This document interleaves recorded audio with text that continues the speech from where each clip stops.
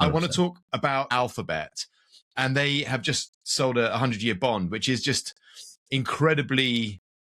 I mean, this is game-changing stuff, isn't it, Mad? So they have just raised 20 billion, 5 more than expected. And looking at the pricing structure, it looks almost as safe as government bonds. I mean, that's what the market has basically priced it at.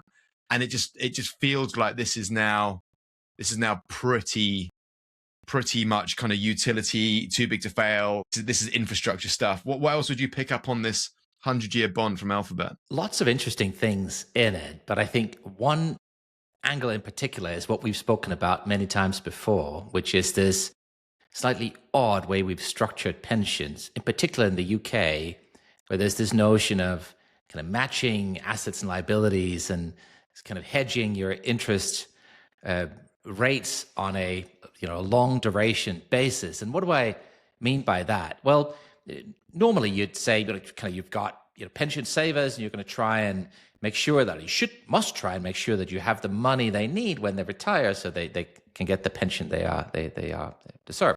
Now, if people retire in 2 or 3 years, you're going to want to go quite heavy into cash and bonds, because you don't want money to sort of disappear and have massive stock market corrections right before people are trying to draw that money out.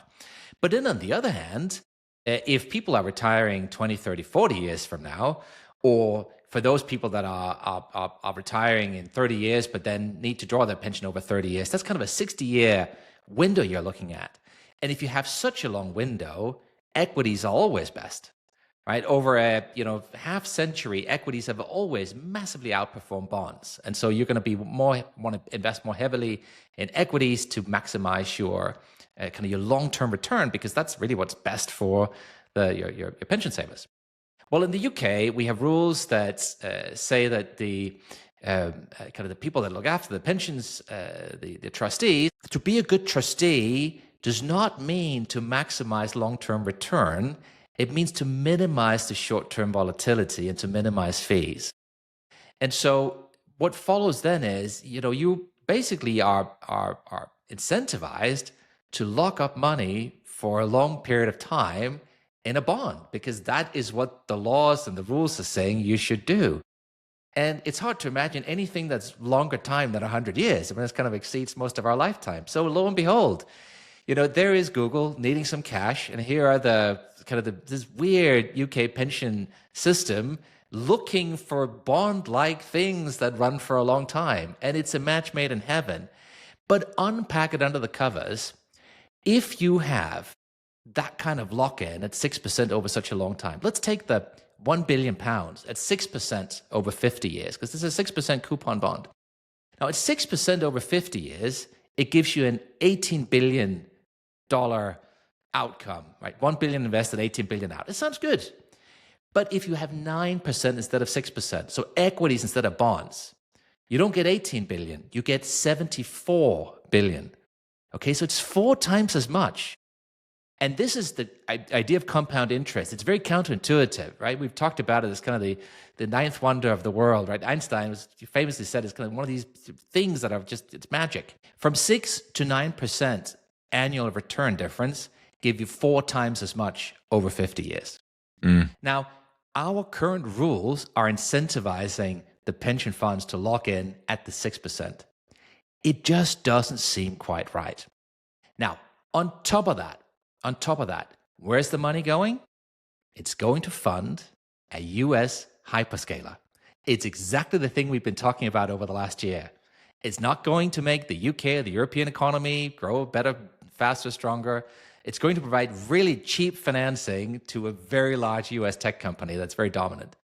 I love Google, but I don't think they need to be subsidized by our money. But here's the kicker for me, Mads. Here's the kicker for me is like you've got 35 trillion or so in savings across Europe. And all of these people that are putting their money into whatever investment vehicle, pension savings, whatever, it's all, they don't even know that it's going to the hyperscalers. They don't even know that it's going to go and feed the 100-year bonds and the beast. No, and to some extent, I mean, all they should expect is for the trustees to invest the money to give them the best possible return. And that's just not what the rules are saying today. And that's what I find to be so frustrating, right? The rules should say maximize the long-term return. And when it comes to the tax incentives we're giving people, those tax incentives should be aligned with what is in the best interest of our economies. Neither of those things are true today.